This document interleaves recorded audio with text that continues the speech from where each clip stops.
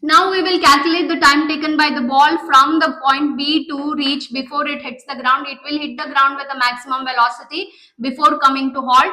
So when it hits the ground, it will be 0. But if it is, the numerical asks you that what is the time taken, total time taken before it hits the ground. So it will have some maximum velocity which is unknown. We do not know it.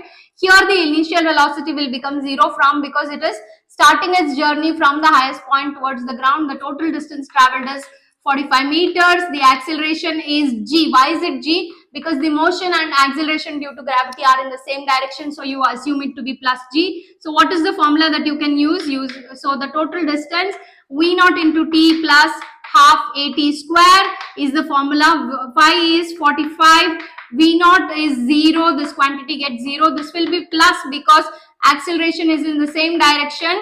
What is the value of acceleration? G is 10, and we call this time as t2. So this will be 45 is equal to 10 divided by 2 is 5, 5 t2 whole square, 5 ones are 5 nines are, so you have 9 can be written as 3 square.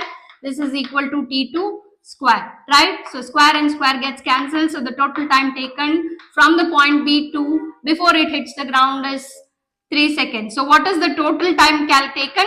It is t1 plus t2, which is 2 plus 3, which will be 5 seconds. So it takes from the point of projection from A before it hits the ground, it is going to take 5 seconds.